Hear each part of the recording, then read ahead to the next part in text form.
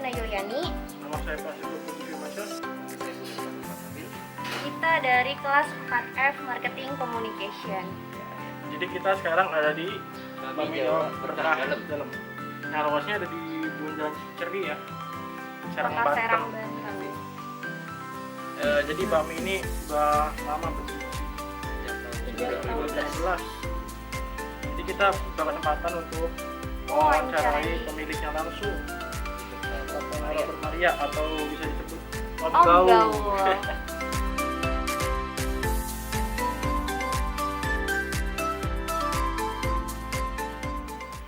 Assalamualaikum warahmatullahi wabarakatuh. Jadi saya Alvina Yuliani dan dua rekan saya, Prasetyo Puji Firmansyah. Saya Tukata Musa Fadil. kita sedang berada di Warung Bakmi Jawa Berkah Dalam yang berada di Bundaran Ciceri, Kota Serang. Nah, kali ini kita juga sudah bersama dari pemilik dari usaha Bakmi Jawa Berkah Dalam ini, yaitu Bapak Robert Maria. Bapak boleh saya hai dulu? Oke, mari kita langsung saja wawancara Bapak Robert Maria. Langsung saja pertanyaan pertama ya. Saya ingin bertanya, bisa nggak sih Bapak ceritain bagaimana awalnya memulai bisnis ini? Apakah itu dari ide sendiri atau ngikutin keluarga gitu Pak? Ya, pada awalnya saya memulai usaha bisnis kuliner ini sebagai pelaku kuliner.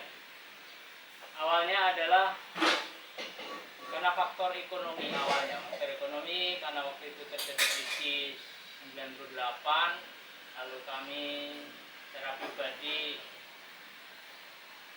ingin mempunyai usaha sendiri. Nah, awal punya usaha sendiri ya kami terus memantau perkembangan di Kota Serang ini dan saya memutuskan untuk memulai terjun dunia kuliner ini dari tahun 2015. Ya. Nah, siap. Pertanyaan selanjutnya ya, sebelum Bapak buka usaha ini, kalau boleh tahu background Bapak apa ya? Ya. Background saya banyak. Makanya kan saya dulu waktu belajar itu punya guru yang namanya Pak Andrew dari Australia untuk kuliah ini. Kesalahan kita itu kadang-kadang sudah menentukan sesuatu tapi tidak melakukan sesuatu. Jadi waktu itu saya belajar, semua saya pelajari, bahkan dari pernah jadi TU keuangan, pernah ngajar, pernah usaha peternakan, pernah juga usaha perbengkelan variasi dan AC mobil, bahkan pernah bekerja di sebuah perusahaan. Tapi saya semua pelajari karena pesan dari guru saya dulu yang namanya Pak Andrew dari Australia itu bilang lakukan sesuatu, kamu nanti pada saatnya akan menemukan. Nah, untuk dunia kuliner yang saya putuskan akhirnya ini adalah otodidak. Saya itu selalu kalau masak itu diuji oleh keluarga. Waktu itu ibu saya, adik saya tuh kalau makan kok enak, kalau masak kok enak. Akhirnya saya memutuskan untuk terus belajar di kuliner, dan saya bisa menemukan pada jiwa saya, pada diri saya itu saya tuh masak kok seneng gitu. Jadi waktu saya memutuskan usaha ini ya seperti saya main-main, saya bermain gitu, seneng, menghasilkan. Akhirnya menemukan dunia saya, akhirnya saya terjun di dunia kuliner ini. Langsung aja ke pertanyaan ketiga ya. Bapak kan ada ya karyawan gitu ya. Untuk proses melatih karyawan itu gimana ya? Kan kadang-kadang kalau masak mie suka keras kan, atau enggak lembek gitu ya. Nah, bagaimana proses pelatihannya gitu? Ya, untuk karyawan ada beberapa tahapan. Pertama, waktu karyawan kami wawancarai dulu, lalu mengetahui psikologisnya kayak apa. Karena tidak semua orang itu suka masak. Tidak semua karyawan bisa masak.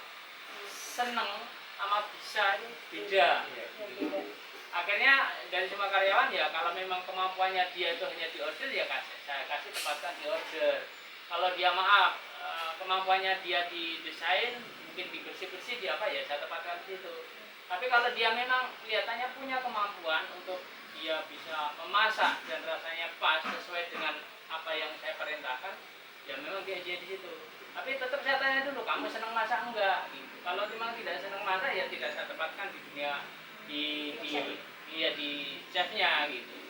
Nah tahapan-tahapan itu terus berlangsung bahkan untuk yang masak itu banyak cara kami melakukan tahapan. Tahapan pertama ya silakan belajar dulu, dimakan sendiri, nanti saya dikasih sedikit rasanya apa. Terus yang sudah itu minimal 3 bulan mereka baru merasa, tapi benar-benar mampu itu butuh latihan terus menerus.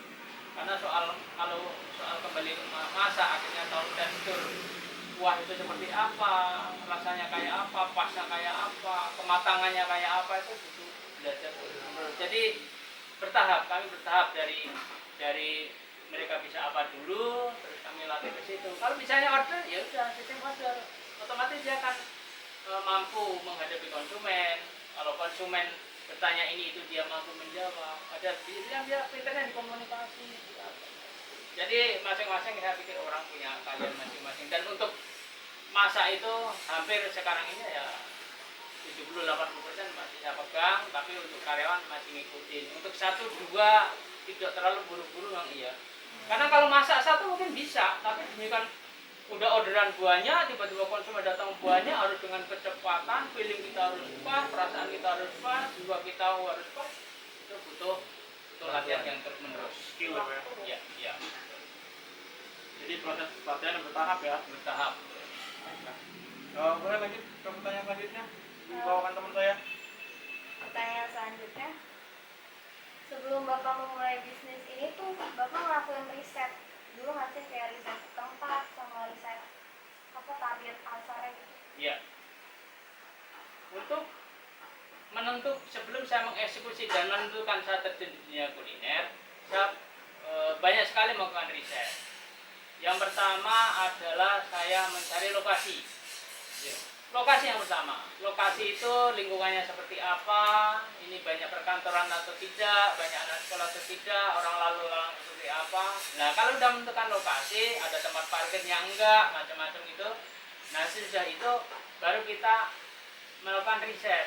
Riset itu artinya saya menghitung antara jam 6 sampai jam 9 itu yang lewat lalu lalang itu ada berapa orang.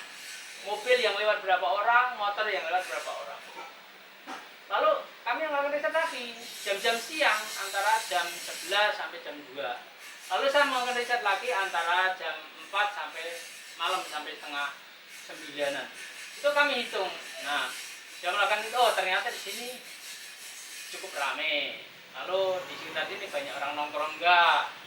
Banyak melakukan itu. Akhirnya kami menentukan itu setelah kami melakukan beberapa riset tentang situasi, keadaan, jam ramainya jam berapa, lalu kedua kali kesukaan sini tuh makanya yang seperti apa, terus di lingkungan kita itu yang sudah dijual itu apa aja. Kalau bisa kita beda, ya beda supaya orang bisa, kalau bakso ya jangan bakso lagi, terus mungkin ya yang lain lah gitu. Makanya kami membawa kekasan bakmi Jawa berkaca khas Gunung Kidul Jogja. Itu memang apa sih Gunkit? Akhirnya bertanya-tanya. Apa sih kayak sih bakmi Jawa beda nggak dengan yang lain? Akhirnya bertanya. Akhirnya mencoba. Ya pastilah dari mungkin yang datang 10 orang, yang cocok baru 3, kan dapat dengan 3. Besok lagi datang 20 orang, yang cocok mungkin hanya 7. Nah, gitu. Terus akhirnya kami mengeksekusi dan memutuskan di tempat ini. Satu, sini lebih tenang, parkir lebih nyaman dan sangat luas terutama. Dan banyak perkantoran. Sekitar ini banyak perkantoran, sekolah banyak. Ya. Ya. Oke. Kalau selanjutnya, Bapak cara bagi waktu gimana antara ngurusin toko sama bahan-bahannya? Ya, karena hampir 70-80% kami masih saya pegang sendiri. Saya harus intermittent membagi waktu karena saya juga harus menjaga kesehatan saya. Biasanya ini sementara ini selama pandemi kami buka dari jam setengah lima sore sampai jam 12 malam selama pandemi.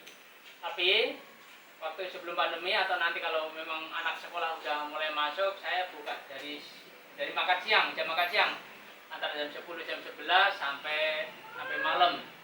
Nah, untuk membagi waktu, demi kan tutup toko jam 12 malam. Nah, saya beres-beres langsung ke pasar dulu. Nah, kenapa saya ke pasar tengah malam antara jam 12 sampai jam 2 itu karena di pasar itu semuanya fresh, semuanya bagus dan bisa memilih bahan yang benar-benar sama berkualitas. Habis itu saya pulang, saya tidur jam 2-an lah, jam 2, setengah 3 gitu. Terus tidur, istirahat, nanti pagi itu biasanya kami udah mulai masak yang ringan-ringan. Nanti jam 10, jam 11 itu saya ke pasar ngambil ayam, terus saya istirahat. Nah, mulai jam 2 siang, kalau kami buka sore ya, ini sudah mulai persiapan lagi untuk jualan sore. Tetapi kalau jualannya mulai dari pagi, semua kami lakukan pagi, semua saya kerjakan pagi, bahkan subuh itu saya sudah mulai action. Nah, nanti jam 9, jam 10 udah siap. Nah, biasanya kami serahkan ke karyawan dan ada istri, terus saya istirahat dulu gitu. Baru sorenya mulai untuk persiapan yang pagi. Untuk pagi biasanya saya jualan soto khas Semarang, tahu timbal Semarang, dan kupat tahu khas Jawa untuk pagi rata-rata itu. Untuk bakminya rata-rata sore. Karena ikon bakmi itu ya biasanya dimakannya malam. Banyak makannya malam. Kalau pagi-pagi makan bakmi itu mah kurang pas. Tapi ya nggak tahu ya, nanti bisa terjadi perubahan. Karena dulu tuh yang namanya ketoprak itu kan adanya kan pagi. Sekarang malam ada. Lihat situasi. Bahkan di Jakarta itu yang namanya nasi uduk itu dari pagi sampai malam ada. Iya, sekarang Nasi goreng dulu adanya malam. Nah, sekarang yang belum ada itu nasi goreng pagi. Tapi masuk enggak nasi goreng pagi itu untuk sarapan. Jangan-jangan nanti panas perutnya. Terlalu berat. Nah, itu peluang tersendiri. Nasi goreng pagi, peluang tersendiri. inovasi banget. Iya, Sama-sama. Iya. Tapi pernah ada nggak sih yang pesan bakminya pagi? Oh, banyak. Jadi pernah banyak sekali. Jadi gini, kebetulan maaf saya sebutin PT-nya itu kayak dari Taspen, kadang dari PLN. Itu dulu sebelum pandemi itu kalau Jumat itu disebutnya Jumat berkah, habis 6 gitu. Ya makan lah gitu. Itu ya biasanya mereka yang pesannya yang kering-kering. Biasanya antara bakmi goreng, nasi goreng, terus tahu timbal, kupat tahu, kayak gitu. Ada pagi. Nah, kalau ada pesanan pagi biasanya sebelum setengah 8 itu udah diambil. Dan itu kami kerjakan malam. Mulai jam 1 malam udah start bikin kuah. Yang paling lama itu bikin kuah. Dari semua, dari bakmi, dari tahu timbal, dari kupat tahu, dari soto itu yang paling lama itu bikin kuah. Itu butuh waktu, butuh penanganan khusus, butuh perlakuan yang manja supaya menghasilkan sesuatu yang istimewa. Itu sulit. Iya. Bukan sulit, tetapi butuh penanganan khusus. Karena nggak mungkin kita bikin kuah langsung api besar cepat matang jadi wah itu ambiar orang karena tenang rasul akhirnya menghasilkan sesuatu yang baik. Makanya kalau orang tua dulu kan masaknya pakai kayu pakai gitu kan ya panasnya itu stabil konsisten panasnya itu. Bahkan nggak ada apinya pun baranya sangat konsisten. Matangnya ya pelan. Pertanyaan selanjutnya, Bapak pernah ngalamin kesulitan cari bahan makanan nggak? Kan ini khas Gunung Kidul ya. Ya. Jadi pernah kesulitan nggak di sini nyari bahan resep masakan? Oke. Untuk bahan dan bumbu. Pada awalnya kami hampir 3 tahunan lah kurang lebih lah. Itu semua bahan kami bawa dari Jogja, dari Gunung Kidul. Cuma bahan dari mie, dari apa nih? Karena kami ini paling dekat dengan Pasar Rau. Kadang-kadang saya udah cari belum sesuai. Ada sama umpamanya bihun. bihunnya bihun beras tapi rasanya beda. Gula namanya. Gula kalau di Jawa, di Jogja itu biasanya gulanya gula kelapa kan, gula kelapa. Tapi di sini yang banyak itu gula tebu. Jadi nggak masuk, makanya kami 3 tahun pertama itu bawa dari Jogja, dari Jawa. Nah, tetapi akhir-akhir ini kami ke pasaran udah mulai mendapatkan bahan-bahannya, terutama kayak bawang kating itu mulai banyak, terus apa itu jahe emprit yang memang rasanya pedas dan tajam itu mulai banyak. Jadi kalau ditanya kesulitan nggak nyari bahan, ya awalnya kami memang bawa dari Gunung Kidul, tetapi akhirnya akhir-akhir ini kami sangat mudah mendapatkan di pasar rawit. Hanya beberapa aja yang memang harus kekasannya kami bawa dari sana.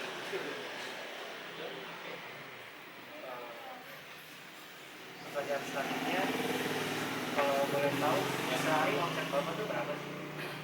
Kalau per hari untuk omset itu tidak menentu. Yang namanya dagang kadang naik, kadang turun, gitu. Terus apalagi selama pandemi ini, selama pandemi itu perubahannya cukup drastis, menurun drastis. Tapi ya kita alhamdulillah masih bisa bertahan, masih bisa ada, bahkan kalau juga tidak kecewa karena selalu ada. Untuk omset per hari tidak menentu ya.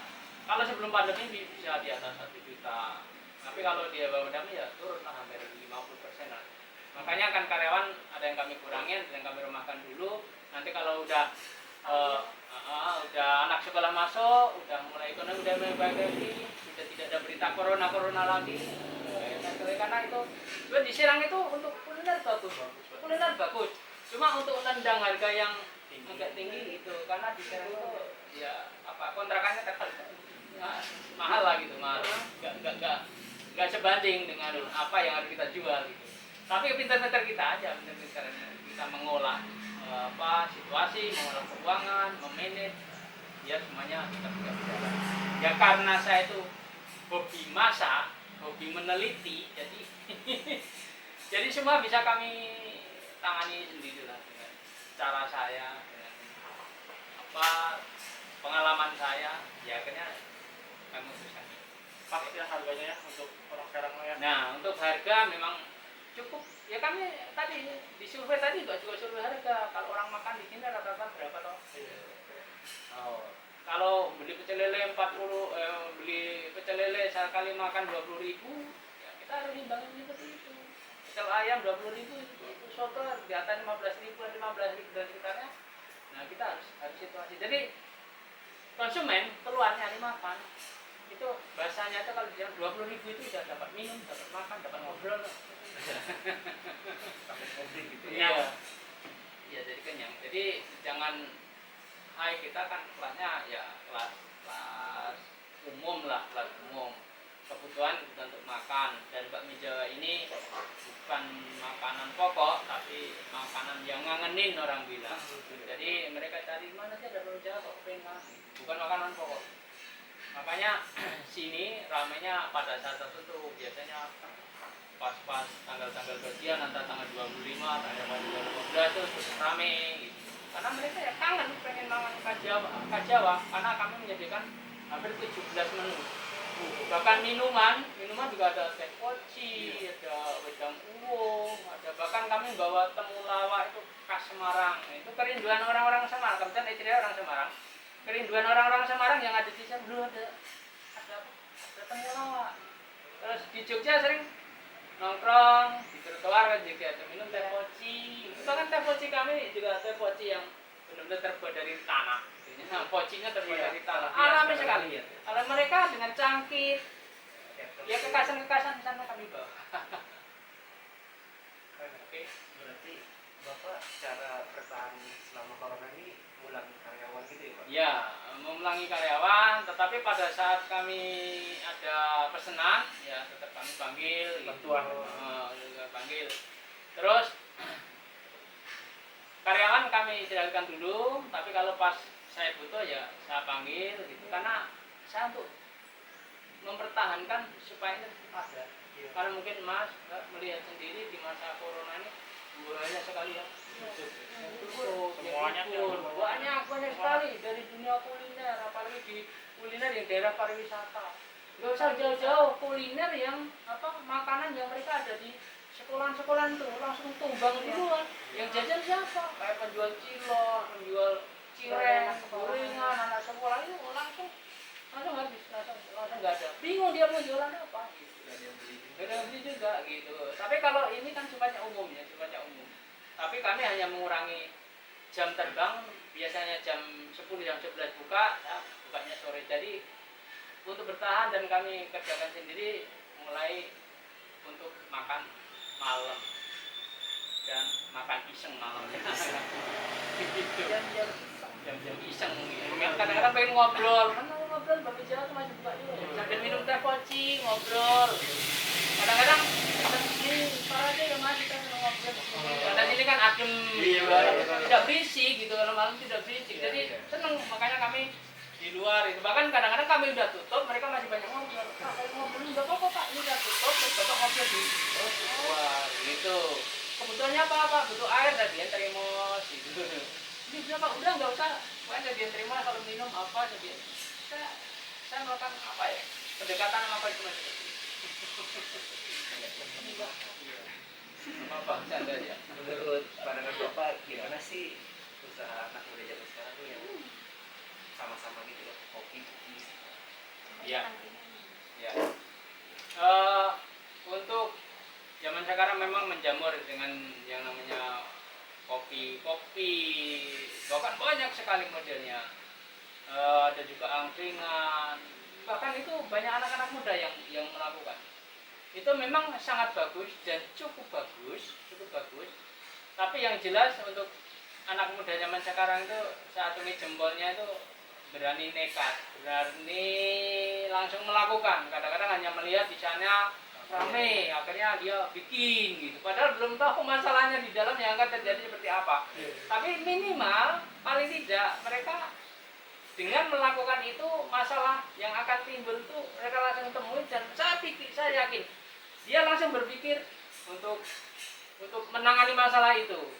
Kesulitannya apa atau kendalanya apa, masalahnya di mana atau iya atau apa atau. Nah, gitu akhirnya mereka berani melakukan. Tapi yang terpenting kalau sudah berani terjun di dunia seperti itu, di kuliner semacam itu, ya terus belajar. Jangan berhenti. Oh, udah enak lah, udah rame, hanya itu tuh aja. Kalau udah enak, udah rame, ya ciptakanlah makanan baru lagi. Yang mereka ini makanan baru loh pak, inovasi baru loh pak. Ini sederhananya pak terbuat dari pisang, kayak gitu. Dikreasikan, ini hanya terbuat dari gorengan biasa itu, tapi ini beda pak, rasanya beda pak. Terus latihan terus dan dipromosikan ke konsumen ya, di konsumen ke media sosial kayak gitu. Kalau di tempat itu tuh ada yang makanan yang sangat menonjol gitu, yang menonjol ya lakukanlah itu promosi di media sosial. Siapa tahu di sana kopi ini ada makanan ini, perkara nama kan bisa dibikin sendiri, ada kreasi juga. Seperti saya kan punya Magelangan itu mie campur nasi dicampurkan, tapi itu Magelangan itu di daerah Magelang dan sekitarnya, Muntilan sekitarnya. Kalau di Jogja udah namanya nasi mawut, ya kan? Kalau di Semarang udah namanya nasi ruwet. Kalau di Cirebon namanya oto-owo, macam-macam. Nah, makanya di Serang saya punya kreasi sendiri. Saya kasih nama mie camse. Apa? Mie camse. Mie campur sega. Oh, Jadi kita harus berkreasi. Harus berkreasi gitu. Kan kerjanya mie camse, ya kan kamu penasaran gitu loh. Seperti kamu, tahu bimbang apa sih? Gitu kan dia bilang gitu. Tapi dengan penasaran apa sih tahu bimbang, akhirnya kan dia mencoba. Kok enak, nah gitu. Kita harus yang kreasi itu. Makanya kalau maaf ini, kalau ada warung baru, nasi goreng baru itu namanya yang unik-unik kadang-kadang di Jawa itu. Ada yang namanya janda kembang, nasi goreng janda muda, kayak gitu tuh. Akhirnya kan apa ya? Lucu ya, keren juga ya. Bahkan adik saya itu punya dua tempat yang namanya sekarang Resto waktu abang itu yang memang udah cukup itu. Lalu buka lesehan, maaf ngomong, namanya apa? Lesbian. Wah, iya. Itu singkatan dari lesehan biasanya. Iya. Itu anak muda, adik saya yang sangat muda, mereka akan apa sih lesbian gitu. Mereka pasang padu, misalkan mampir di lesbian, giliran Siono gitu, gitu. Akhirnya mereka nulis. Nah, makanya kreasi itu untuk data gitu. Makanya dulu waktu itu kan kami pasang, mau panitia gede, Jawa, bisa goreng, nyamak apa, ada misalnya tahu kimbal. Tahu gimana bagaimana sih? Iya gitu. Nah itu sangat penting untuk menarik orang, untuk menarik orang mencoba. Minimal pas gajian, itulah gajian. Nah, Cobain lah. cobain. Oh ternyata enak. Gitu kan ini. Oke, pertanyaan selanjutnya, ada nggak sih saran bapak buat anak muda nih yang tadinya takut banget buat usaha kuliner gitu? Ya, untuk saran anak muda sekarang kembali lagi, janganlah berhenti berkreasi. Lakukan apa aja, lakukan aja. Karena dengan melakukan sesuatu kamu nanti akan mendapatkan sesuatu. Dan sesuatu itu yang sesuai dengan selera kita, selera Anda, selera kita. Jadi sesuai dengan keinginan kita lah gitu. Ya seperti saya sendiri, saya nggak nyangka kalau saya tuh mampu masak. Setelah masak saya kok seneng gitu loh. Dulu yang saya pernah jadi guru, jadi buat dari perusahaan, pernah jadi sapam juga, perbengkelan, sales, bahkan debt collector, nah dulu kami semua salah merah. Tetapi di usia udah 40-an tahun ke atas, saya menemukan kuliner ini kok sesuai banget dengan saya gitu. Bahasanya sekarang kok aku banget gitu. Kok aku banget karena saya nemukan melakukan. Nah untuk anak muda sekarang teruslah berkreasi. Kalau memang mau terjadi, coba aja nggak apa-apa, cobalah. Nanti cocok nggak? Kalau nggak, oh ternyata saya apa orang cocok lah, ya kayak dijasa mungkin iya bukan apa kenapa kalau kuliner kalau kita ya udah kreasi aja mungkin yang jualan apa, tapi yang penting berkreasi terus. Meskipun dagang buah kan macam-macam, ada yang hanya buah taruh di sampah, ada yang di botol, bahkan ada yang dihias sedemikian rupa. Nah itu kreasi supaya orang menarik gitu. Itu yang banyak, apalagi kita makanan. Kalau soal makanan kita harus sering supaya makanan itu rasanya bagus. Itu harus sering terus belajar, terus berlatih, terus lah. Intinya jangan takut gagal dan jangan takut melakukan. Pasti nanti akan ketemu, pasti ketemu. Kalau bahasa ibu saya dulu waktu saya mau buka kuliner, bilang saya silakan. Saya restui, saya doakan semua berjalan dengan baik. Yang penting, orang saya bilang jangan mandek, jangan berhenti. Jangan berhenti. Kalau kesulitan sedikit kamu berhenti, sulit ya udah nikmati aja sulit. Ya. Makanya bu saya bilang pengusaha itu bisa berdarah-darah, bisa jatuh bangun.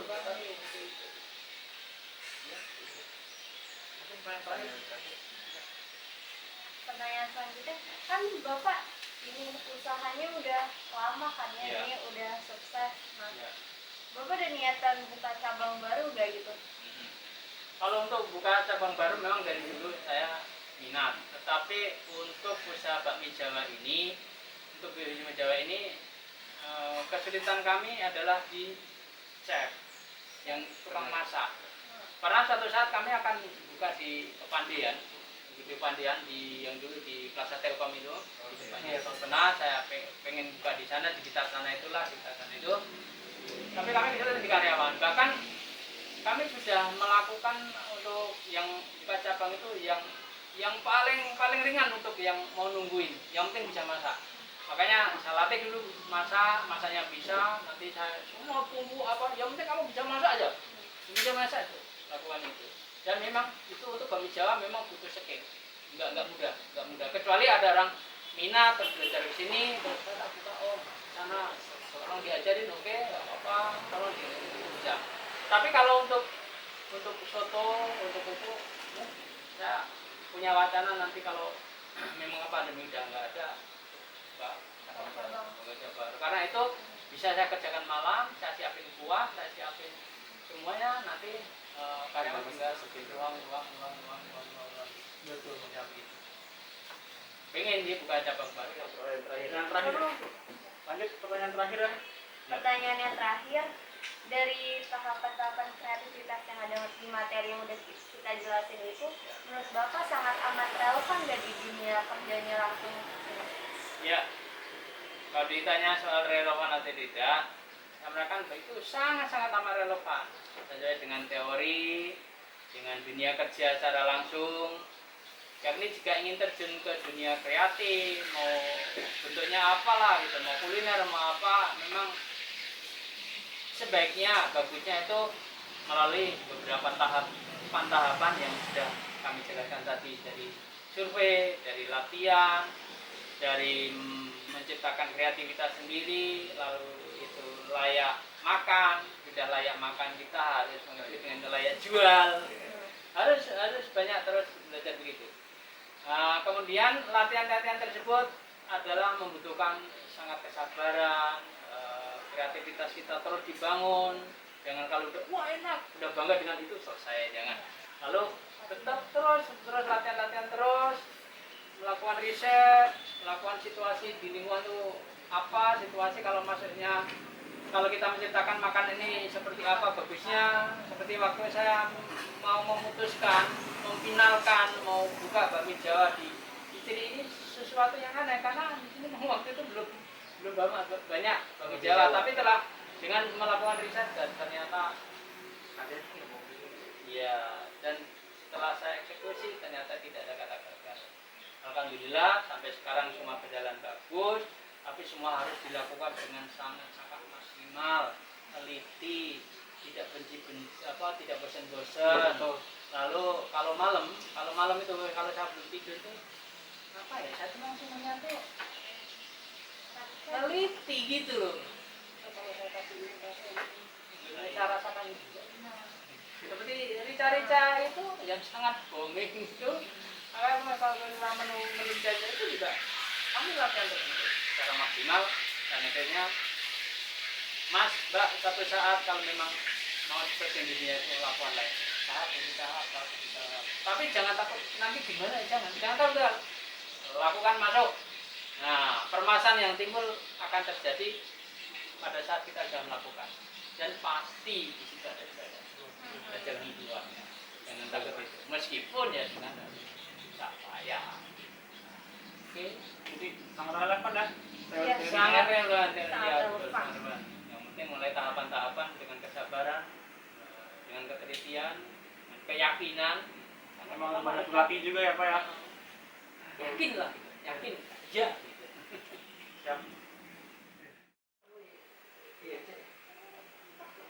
Oke, sekian wawancara kita pada kali ini dengan pemilik usaha warung bakmi Jawa Berkah Dalam yang berada di Bundaran Ciceri, Kota Serang, yakni Bapak Robert Maria. Semoga informasi yang tadi kita sudah berikan selama wawancara bisa bermanfaat bagi yang menontonnya nanti.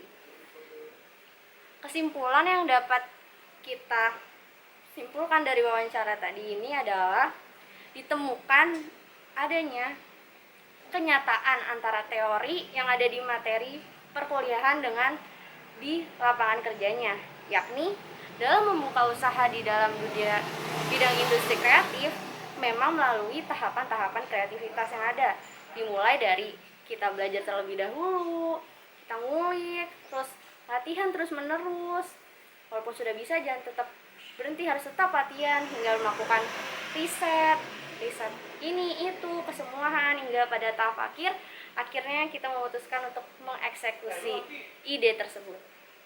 Oke, sekian dari kelompok kami, kurang lebihnya mohon maaf.